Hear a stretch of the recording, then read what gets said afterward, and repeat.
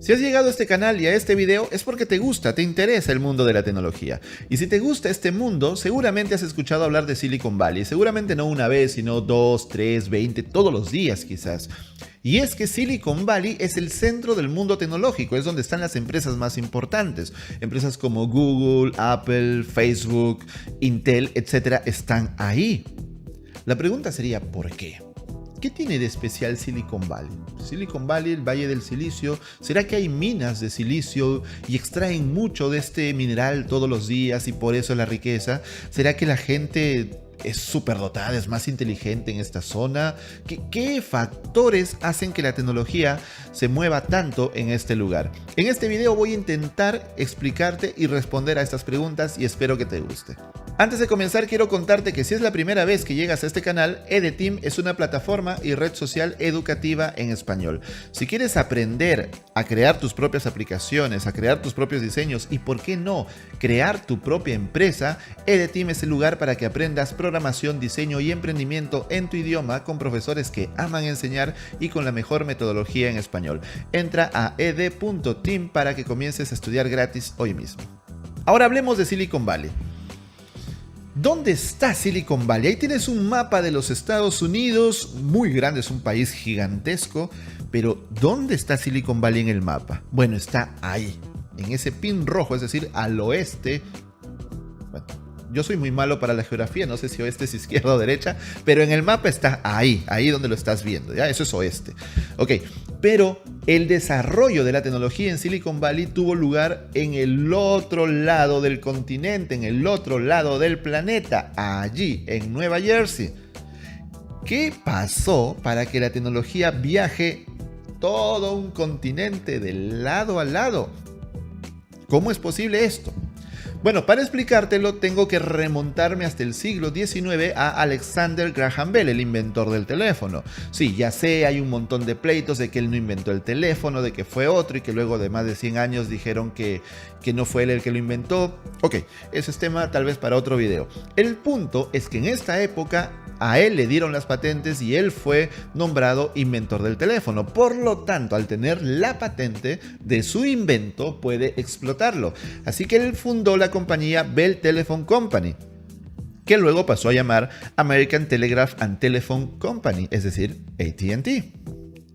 AT&T tenía el monopolio de las comunicaciones en Estados Unidos. Eso es una cosa impresionante. Se hizo inmensamente adinerada esta empresa y tenía muchísimo poder. Así que AT&T creó Bell Labs, o los laboratorios Bell, que era su centro de investigación donde se desarrollaban los nuevos productos, los nuevos inventos. Este lugar es maravilloso, es uno de los lugares a los que la tecnología le debe más en la historia. De aquí han salido nada menos que 8 premios Nobel. No solamente eso, han salido inventos como el transistor, como la telefonía móvil, como los láser, como incluso el sistema operativo Unix y el lenguaje C. Todos ellos han salido de ahí. Imagínate, es para hacer un video solamente de los laboratorios Bell. Déjame en los comentarios si te gustaría saber más de la historia de los laboratorios Bell. En los años 40, AT&T había logrado crear comunicaciones a muy larga distancia. Y es que el teléfono a distancias relativamente cortas, unos cientos de metros, unos cuantos kilómetros, funcionaba, pero a distancias más largas la señal se perdía. Y es que cuando tú hablas por teléfono, tu voz se convierte en impulsos eléctricos que tienen que viajar por cables. Entonces, en cierta distancia ya no llegan, ya se pierden. Entonces había que amplificar la señal. Y amplificar la señal, en pocas palabras, implica empujar más los electrones. Y para eso se habían creado los famosos tubos de vacío. Los tubos de vacío, como tú ves ahí, son ampollas de cristal que tienen gases adentro. Y a través de esos gases se logra que los electrones se muevan más rápido y de esa manera se amplifica la corriente eléctrica. Pero como te imaginarás, los tubos de vacío tenían grandes problemas. El principal, eran frágiles, es vidrio. Un mal contacto y se rompen, se recalentaban mucho. Y al recalentarse mucho, los filamentos que tenían adentro tendían a fundirse. Además, eran grandes. Entonces cada aparato creado con tubos de vacío era muy grande, transportarlo era difícil, aparte que eran frágiles, ya te imaginarás, era todo un lío, pero era lo único que se tenía en ese momento. Así que en los laboratorios Bell dijeron, vamos a trabajar en el estado sólido, y trajeron físicos del estado sólido. ¿Qué cosa es esto del estado sólido? Es el estudio de cómo los electrones se mueven en elementos sólidos, ya no en el gas. Y eso tiene que ver mucho con la física cuántica de Niels Bohr. La física cuántica, para no ponernos complejos, ¿no? Seguramente estás pensando en Ant-Man o en Avengers cuando te hablo de física cuántica, pero la física cuántica, en pocas palabras, es el estudio de lo que sucede dentro del átomo, a un nivel subatómico, cómo los electrones se mueven en las órbitas, etc. Y eso es muy importante para la electrónica. Entonces los laboratorios Bell trajeron a 3 expertos en la materia. El físico experimental Walter Brattain, eso es muy importante, él era experimental, hacía experimentos increíblemente ingeniosos. El físico teórico John Bardeen, un tipo genio, tan genio que es el único ser humano que ha ganado 2 veces el premio Nobel de Física, en 1956 y en 1972. Y William Shockley, también un genio, pero un tipo con un carácter explosivo, un tipo muy difícil de tratar. La conjunción de estos 3 personajes desembocó en el transistor. ¿Qué es el transistor? Es el reemplazo de los tubos de vacío, pero ya no en estado gaseoso, sino que los electrones se van a mover en estado sólido. Esto que ven aquí fue el primer transistor de la historia. Obviamente no es un transistor que se produzca en masa, estamos hablando de experimentos en laboratorios de investigación donde se van probando conceptos, se van probando teorías. Shockley trabajaba en una oficina aparte porque él era el jefe. Realmente el trabajo durísimo lo estaban haciendo Brattain y Bardeen, uno teórico y el otro experimental. Uno planteaba teorías, el otro las llevaba a experimentos, o a veces el experimentador creaba cosas que funcionaban y nadie sabía por qué, y el trabajo de Bardeen era detectar el por qué funcionaban o por qué no funcionaban. Luego de mucho trabajo, de más de 2 años de trabajo muy duro, lograron crear el primer transistor. El nombre transistor viene de transferencia y resistencia, transistor, porque permite transferir la electricidad, también detenerla, bloquearla o determinar en qué intensidad sale. Imagínate el grifo o el caño del agua. El agua llega por un canal, pero tú tienes una válvula con la que tú puedes cerrar completamente la salida del agua o regular con qué intensidad sale. Básicamente eso es un transistor. William Shockley se quedó frustrado, lleno de envidia, muy enojado de que sus subordinados habían logrado este logro, así que se encerró más de una semana y escribió muchos documentos donde él mejoraba el diseño de Bardeen y Brattain. Lo presentó a los laboratorios Bell, pero como eran un equipo, todo el equipo del estado sólido, los laboratorios Bell metieron los documentos de Shockley junto con los de Bardeen y Brattain, y al final aparecieron los 3 como inventores y los laboratorios Bell ordenaron que en todas las fotografías con la prensa aparezcan los 3.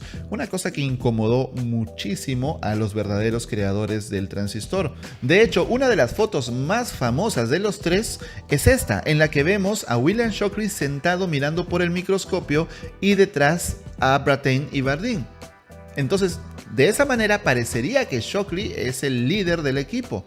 Pero la historia detrás es un poquito más fea, y es que en un descuido Shockley se sentó en esa silla y no se movió de esa silla, y le tomaron fotos y él ponía en el ojo en el microscopio, y la gente decía que era la primera vez en su vida que Shockley había mirado por un microscopio. Obviamente esto enojó muchísimo a los otros 2 y poco a poco su relación empezó a resquebrajarse.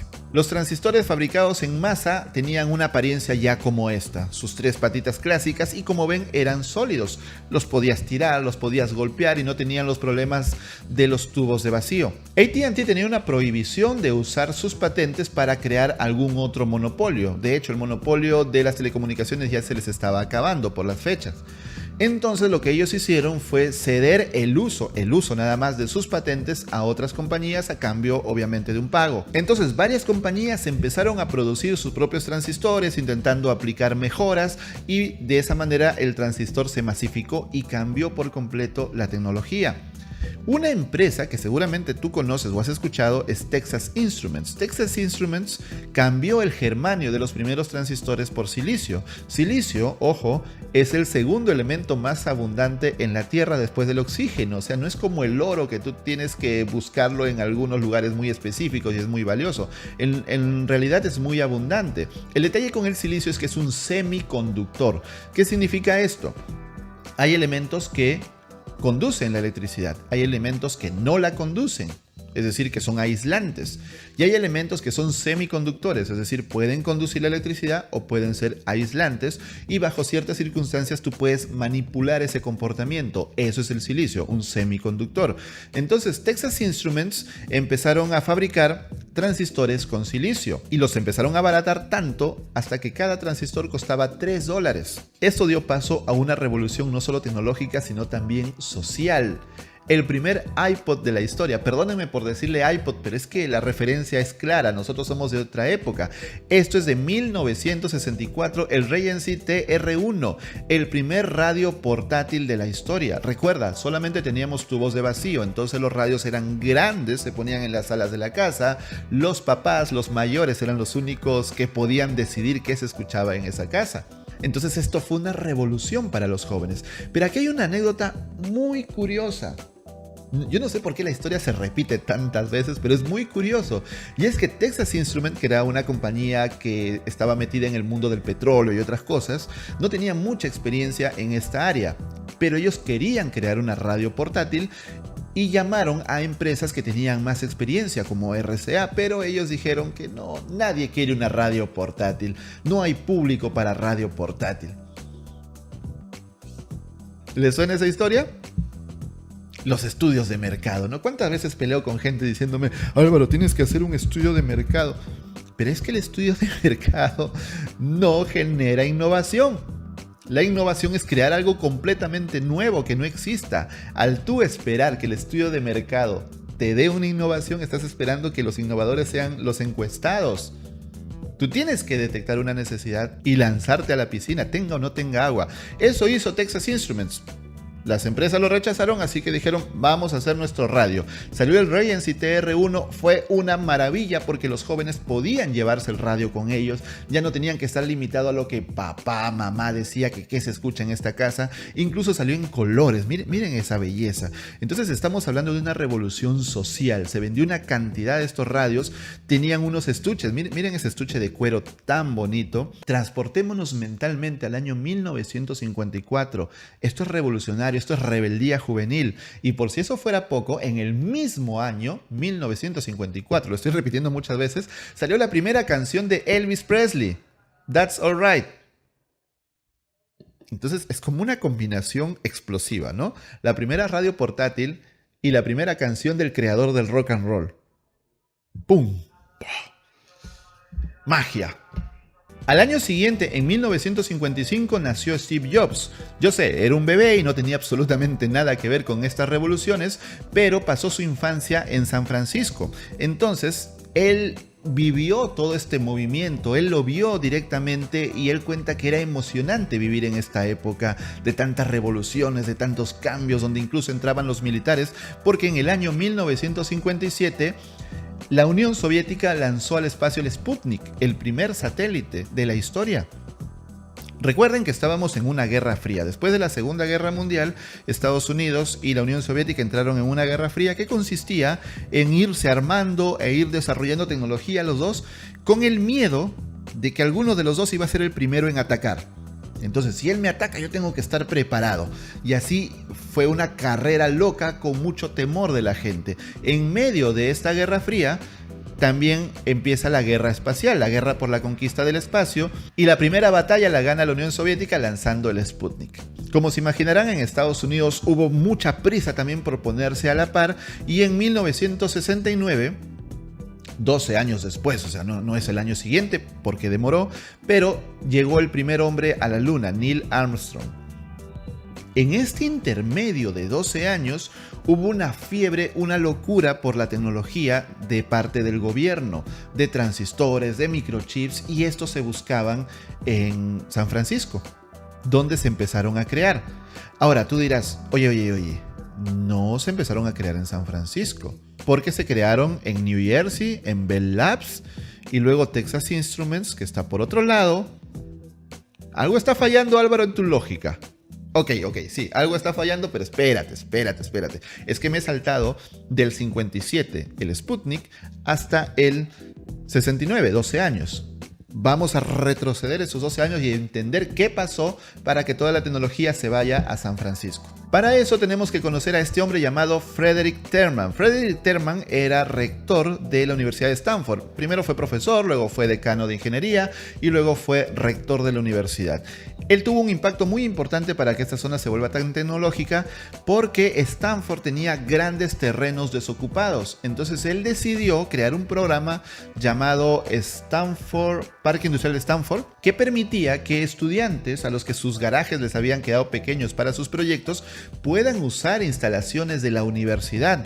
Uno de sus mayores logros a la fecha había sido convencer a Hewlett y Packard de que creen su empresa ahí en oficinas de la universidad en lugar de irse a la costa este, que era lo que la mayoría de muchachos en ingeniería querían hacer. Curioso, ¿no? Querían irse al otro lado y años después todos se venían a San Francisco. Fred Terman fue mejorando el programa, hizo que los emprendedores puedan dictar clases en la universidad en materias libres y que también los profesores de la universidad puedan asesorar a los emprendedores.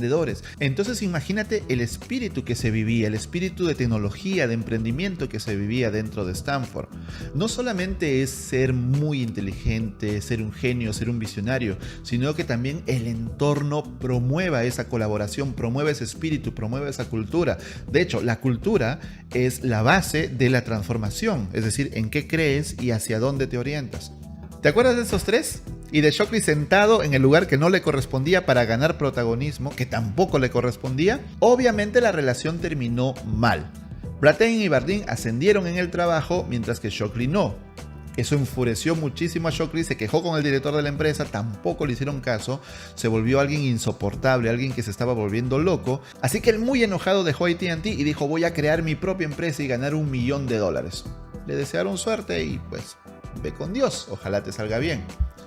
Él entonces empezó a buscar con quién asociarse para crear esta empresa y en el camino conoció a Arnold Beckman. Arnold Beckman era un empresario de instrumentos tecnológicos que le ofreció a Shockley no crear una nueva empresa, sino crear una división dentro de Beckman Instruments llamada Shockley Semiconductor y que Beckman la iba a financiar. Beckman quería que la sede esté en Los Ángeles, donde estaba Beckman Instruments. Sin embargo, Shockley dijo que quería estar en Palo Alto para acompañar a su madre que estaba enferma. Y gracias a esta curiosa anécdota, Shockley Semiconductor se instaló en lo que hoy es Silicon Valley. Y ahí vuelve la historia de Fred Terman, el rector de Stanford, que le dijo a Shockley: oye, vente a Stanford. Acá tenemos ubicaciones, tenemos oficinas, tenemos el lugar para que tú hagas tu empresa. Y entonces se fundó Shockley Semiconductor como una división de Beckman Instruments. Pero Shockley, a pesar de su carácter tan explosivo, tan pleitista, tan egoísta incluso con los demás, era un genio, eso no cabe ninguna duda. Y era un rockstar en ese momento, era el creador del transistor, uno de los creadores del transistor, la mayor revolución tecnológica hasta la fecha. Entonces Shockley pensó que podía traer a sus ex compañeros de trabajo de Bell Labs a trabajar en su nueva compañía, pero ya lo conocían, entonces cuando los llamaban le decían que no, nadie quería trabajar con él. Entonces Shockley decidió conseguir a los mejores físicos para trabajar con él. Y entre todos los que reclutó a dos que tal vez te suenen mucho: Robert Noyce y Gordon Moore. Si te suenan es porque ellos crearon Intel. Pero no nos adelantemos, todavía falta un buen tramo para llegar a esa parte. El hecho es que Shockley estaba tan obsesionado que sometía a sus empleados a test de inteligencia antes de contratarlos, creía que todo el mundo conspiraba contra él, los sometía al detector de mentiras, es decir, era un lugar muy difícil para trabajar. Tanto así que cuando él ganó el Nobel en 1956, Shockley pensó que era una burla y empezó a acosar a sus compañeros de trabajo para saber quién se estaba burlando de él, cuando la noticia de que había ganado el Nobel era real, no era una burla. Así estaba de mal el hombre. El hecho es que ganó el Nobel junto a Brattain y Bardeen en 1956 por la invención del transistor, pero eso no calmó los ánimos en Shockley Semiconductor. Era muy difícil trabajar con él y Robert Noyce y Gordon Moore fueron con Arnold Beckman a decirle, oye, no se puede. Por favor, sácalo a Shockley, ponlo en otro departamento, en otra oficina, que se dedique a otros proyectos porque nosotros no podemos trabajar con él. Es insoportable. Pero Beckman decidió apoyar a Shockley. De hecho, Beckman después comentó que se arrepentía, que si él hubiera sabido lo que iba a pasar, hubiera apoyado a Noyce y Moore, y cometió un gravísimo error. Porque al apoyar a Shockley, Gordon Moore y Robert Noyce dijeron, no más, no vamos a aguantar esto, nos vamos. Y crearon su propia empresa. Se llevaron a 6 más y la historia los recordará como los 8 traidores. Esos 8 que ven ahí, esa foto me fascina, esa foto me encanta. Ese logo arriba con la F y el círculo que, díganme si no parece el logo de los Avengers. Y es que realmente estos hombres eran los Avengers de la época. Sí, yo sé, son unos nerds, pero como decía Bill Gates, sé bueno con los nerds, porque vas a terminar trabajando para uno de ellos. Estos muchachos eran unos genios y fue el inicio real de lo que conocemos como Silicon Valley. Y quiero repetir esto para que quede muy claro. Estos 8 muchachos, estos 8 traidores, dieron inicio a lo que hoy conocemos como Silicon Valley. Obviamente, el título de 8 traidores fue un título despectivo que les dio Shockley por haberlo dejado abandonado. Pero la historia los recuerda así, como los 8 traidores, ya es algo histórico. ¿Y por qué digo que estos 8 muchachos crearon lo que hoy es Silicon Valley? Porque fue la primera vez en la historia que un grupo de muchachos abandonaban su trabajo para crear su empresa. Era algo nunca visto. La gente en esos tiempos trabajaba en una empresa hasta jubilarse. Era muy raro ver esto. Y tú me dirás, oye Álvaro, pero de nuevo estás fallando tú, porque Shockley dejó AT&T y creó Shockley Semiconductor, así que digamos que él fue el primero. Bueno, en teoría sí, pero hay una pequeña diferencia. Shockley era un rockstar, Shockley era un genio, Shockley era admirado por todo el mundo. Ellos eran completamente desconocidos. Eran jóvenes, mira las caras, hay jovencitos. Entonces ellos sí se enfrentaban completamente a lo desconocido. No tenían dinero, no tenían capital, eran científicos, no eran empresarios. Dime si eso no te suena a Silicon Valley, ¿no? Ser un científico, ser un programador, ser alguien muy analítico, pero no tener ni idea de cómo se crea una empresa. Y no tener ni el presupuesto siquiera, solamente una idea. Entonces, uno de los 8 traidores contactó a su papá porque él era corredor de bolsa y conocía a gente que tal vez se podía interesar en esta nueva empresa. Y junto con el papá trabajaba un hombre llamado Arthur Rock. Acuérdate ese nombre, Arthur Rock, también otro de los creadores de Silicon Valley. Arthur Rock se entrevistó con ellos, les encantó su idea, les encantó su genialidad y convenció a Sherman Fairchild de invertir en esta nueva empresa. Y entonces se creó Fairchild Semiconductor. Sherman Fairchild invirtió $1 millón en esta empresa, el doble de lo que estos 8 estaban esperando recaudar, pero añadió una cláusula, y es que si la empresa resultaba ser rentable, él podía comprarla completamente y no solamente tener parte de las acciones. El siguiente gráfico nos muestra las empresas de transistores en cada año hasta 1956, que fue cuando se creó Fairchild Semiconductor. Y fíjense que no aparece San Francisco. Y el siguiente gráfico nos muestra todas las empresas que se crearon a partir de Fairchild Semiconductors. Es decir, no solamente fueron un grupo de muchachos que abandonaron su trabajo para crear su propia empresa, sino que luego de haber creado Fairchild Semiconductor, muchos de ellos se fueron y crearon otras empresas. De hecho, Intel, el más grande fabricante de procesadores en el mundo, es un hijo de Fairchild. ¿Recuerdas la carrera espacial de la que hablamos hace un rato? Pues esa carrera espacial implicaba circuitos más complejos, proyectos más complejos, muchísimos transistores en cabezas de cohetes, y eso implicaba un gran problema. Y es que mientras más transistores metías en un circuito, había más cables, cientos de cables, miles de cables soldados a mano. Era una cosa muy compleja de trabajar, muy difícil de trabajar, muy difícil de escalar, de crecer. Entonces, en paralelo, Texas Instruments y Fairchild crearon el microchip. Y este es el primer microchip de la historia. Eso que ves ahí no es un alien, no es una araña saliendo del estómago de alguien. No, es el primer microchip, aunque no lo puedas creer. Y es que, como vimos en el caso del transistor, estamos en una etapa de investigación, estamos en una etapa de prototipado. ¿Qué es un microchip? Un microchip consiste en tener en un solo circuito, en una sola pieza, varios transistores. Entonces ya no tenemos transistores sueltos que tenemos que juntarlos con cables, sino que en una sola pieza tenemos a varios transistores. Los procesos químicos que hay detrás son bastante complejos, que no vienen al caso para este video, pero lo importante es que entiendas que en una sola pieza se ponían varios transistores. No físicamente, no traías transistores y los ponías uno al lado del otro, sino que químicamente podías producir el mismo resultado que varios transistores. Eso es un microchip. Este es el modelo de Texas Instruments y por su lado Fairchild creó este modelo, los dos en paralelo. Nadie se copió de nadie porque era una etapa histórica en la que se requería solucionar los problemas de los transistores cuando crecía el proyecto.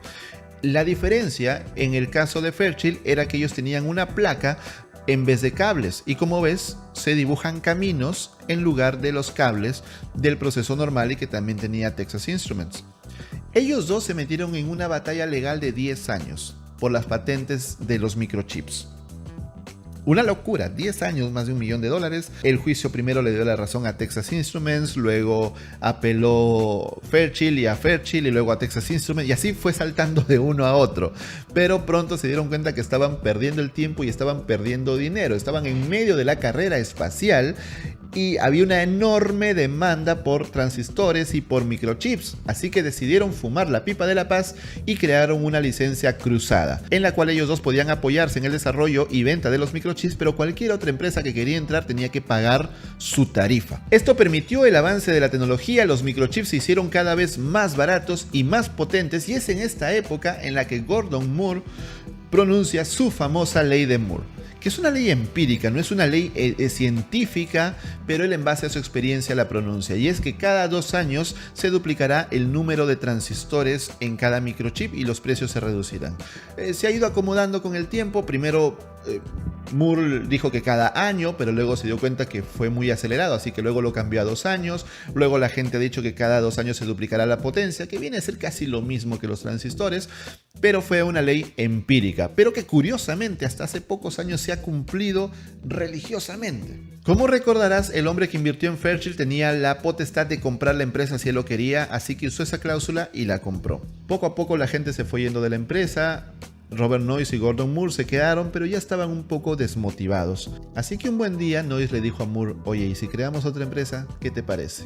Entonces Noyce llamó a Arthur Rock, que fue el primer inversionista de riesgo en la historia de Silicon Valley, algo que ahora se ve normal. Las empresas van a rondas de inversión, levantan capital, es algo normal hoy en día. En ese tiempo no existía. Este hombre fue el primero y él creó todo este movimiento de inversión en empresas de tecnología. Él venía de la costa este. ¿Te acuerdas el mapa que te mostré al inicio de este video? Cómo de un lado al otro vino la tecnología y vino el capital. Ok, este hombre tiene mucho que ver porque él tenía conocidos en la costa este.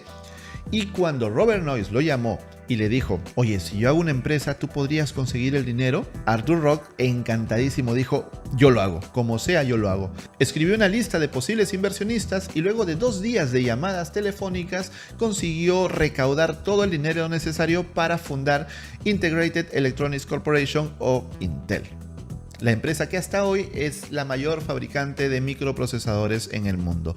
Esta empresa estaba liderada por Robert Noyce, Gordon Moore y Andrew Group. Y aquí terminaría la historia de la creación de Silicon Valley, pero nos falta un capítulo más. Y es que con Intel ya creada, ellos tenían clientes. Entonces aceptaron un contrato con una empresa japonesa llamada Busicom para crearles una calculadora con múltiples funciones. Estas múltiples funciones requerían crear microchips para cada una de esas funciones. Ojo, atento, muy atento con esto. Cada microchip tenía una función específica, como por ejemplo procesar los datos, mostrar cosas en pantalla, etc.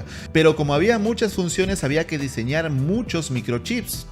Y era un trabajo muy arduo, pero no solamente muy arduo, sino que se iba a salir del presupuesto que Intel había asignado para este proyecto. Entonces entra en escena Ted Hoff, y Ted Hoff dice: crear un microchip para cada función es mucho esfuerzo, mucho trabajo, muchos recursos. ¿Por qué no creamos un microchip que sea programable? Es decir, que sea multipropósito. Y luego le damos las instrucciones para definir qué es lo que debe hacer cada uno de ellos. Así no tenemos que diseñar cada uno de los microchips. Esa fue una gran revolución. Estamos pasando del tubo de vacío, del transistor, del microchip al microprocesador. El microprocesador no es más ni menos que un microchip programable. Como décadas atrás, con las primeras computadoras que se programaban con cables, había que sacar un cable de un interruptor para ponerlo en otro y así ibas cambiando la lógica. En este caso estábamos hablando de computadoras programables dentro de un chip. Y el primer microprocesador de la historia fue el Intel 4004, que Intel lo promocionó como una computadora programable dentro de un microchip.